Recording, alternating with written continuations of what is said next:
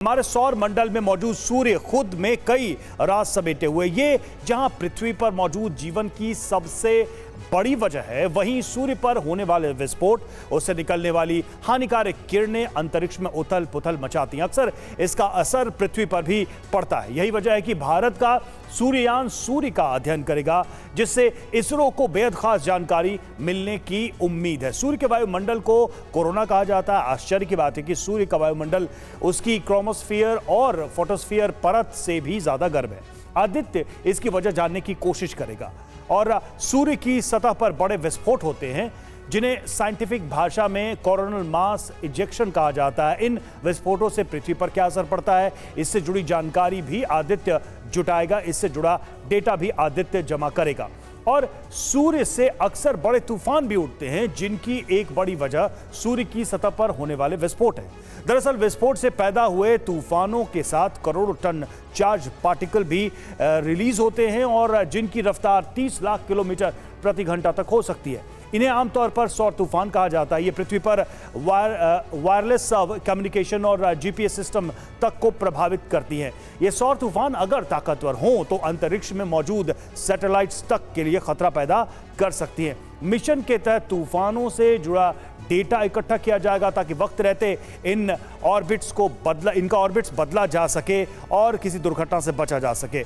Aditya L1 सौर हवाओं का भी अध्ययन करेगा। इनसे पृथ्वी के वायुमंडल और मौसम पर पड़ने वाले असर की जानकारी मिलेगी। साथ ही इसरो की कोशिश ये भी होगी कि इन सौर हवाओं की स्पीड बढ़ने के पीछे के रहस्य को भी समझा जा सके।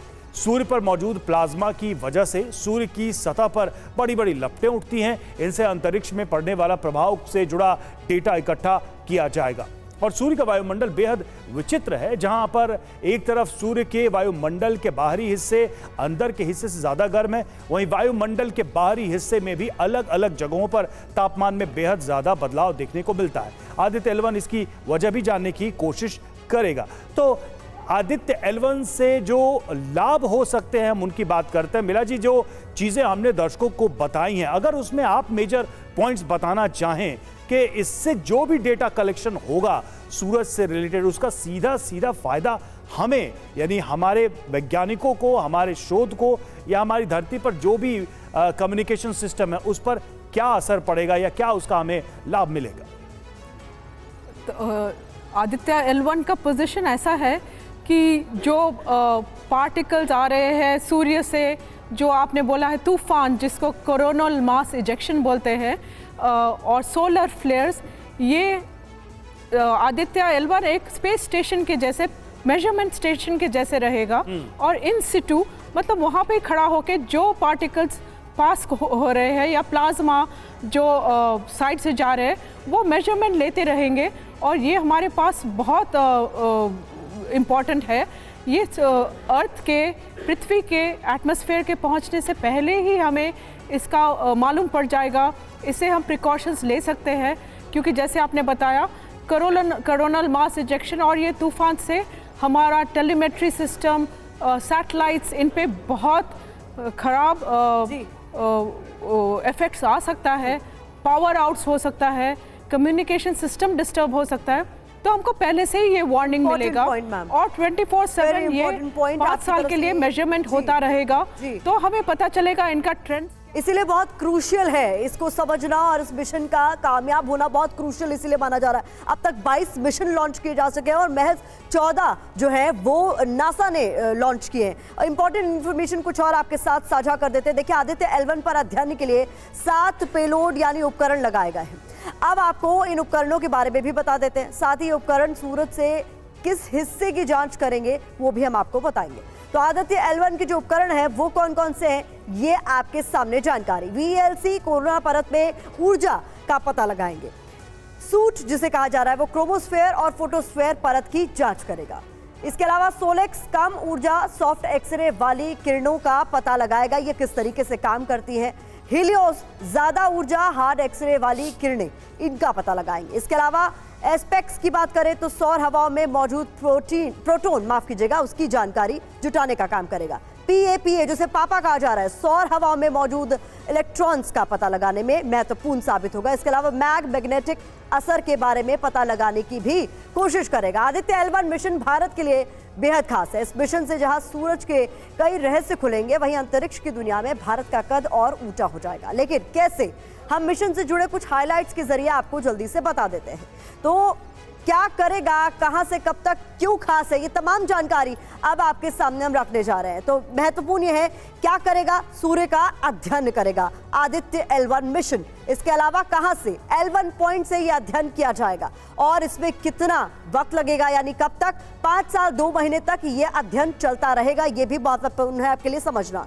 ये खास क्यों है, क्योंकि ये भारत का पहला सूर्य मिशन है। इसके अलावा L1 पॉइंट पर पहुंचने वाला तीसरा देश भारत, इसलिए भारत की ये बड़ी कामयाबी मानी जा रही है। तो ये बहुत महत्वपूर्ण जानकारी आपके सामने हम रख रहे हैं। साथ ही साथ अंतरिक्ष आधारित सौर वेधशाला भी यहाँ पर काम करेगी, जो रिसर्च करेगी और महत्वपूर्ण जो जानकारी है उसे जुटाकर वापस भेजा जाएगा, ताकि हमें सूर्य से जुड़े हुए जितने रहस्य सर उसका पता लग सके। दिनेश जी, सूर्य से जुड़े हुए जितने रहस्य हैं उनका पता लगाने में ये कितना महत्वपूर्ण साबित होगा?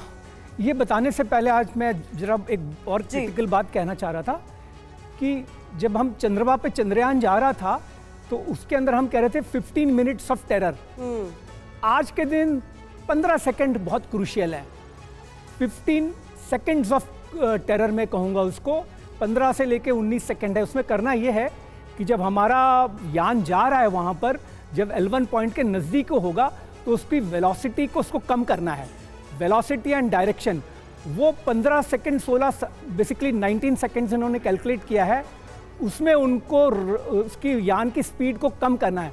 अगर वो प्रिसाइज वेलोसिटी नहीं मिली तो वो आगे निकल जाएगा, इसके पहले और वो सौरमंडल में घूम सकता है। तो ये एक बहुत क्रूशियल पॉइंट मैं बताना चाह रहा था। 15-16 सेकंड में हमें पता चल जाएगा कि हम सक्सेस हैं या फेलियर का सिर्फ 15-16 सेकंड का ही अंतर है। बात रही क्या कहते हैं कि ये जो मिशन क्या करेगा, क्या सर हम इस पर चर्चा जारी रखेंगे। देखिए एक इंपॉर्टेंट खबर आ रही है, एक महत्वपूर्ण अपडेट है, वो हम दर्शकों को बता दें और उसके बाद फिर वापस इस चर्चा पर हम लौटते हैं। आदित्य L1 पर बड़ा अपडेट है, जरूरत पड़ी तो विशेष तकनीक का इस्तेमाल किया जाएगा। इसरो की तरफ से ये बात कही गई है, थ्रस्टर का इस्तेमाल हम कर सकते हैं, इसरो की तरफ से ये कहा गया है अगर जरूरत पड़ी तो। आदित्य L1 पर ये एक अहम जानकारी इसरो की तरफ से दी जा रही है।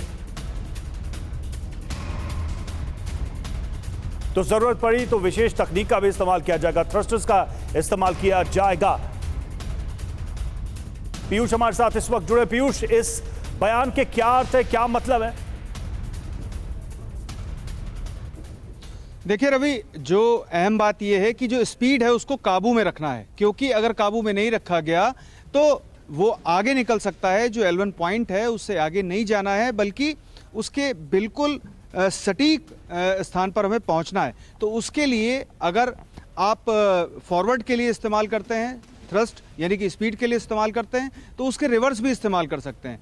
लेकिन अभी तक ऐसी ज़रूरत नहीं पड़ी है और सभी पैमानों पर आदित्य L1 खरा उतर रहा है। अब देखना ये है कि कुछ ही मिनट बाद जो अहम पड़ाव आएगा वो महज 30 से 35 सेकंड का है, जहां पर ये ज़रूरी है कि स्थिरता बनी रहे, गति भी सामान्य रहे और इसके अलावा जो उपयोग किया जाना है थ्रस्टर्स का, अगर ज़रूरत पड़ी तो उनका बिल्कुल सटीक तरीके से उपयोग किया जा सके।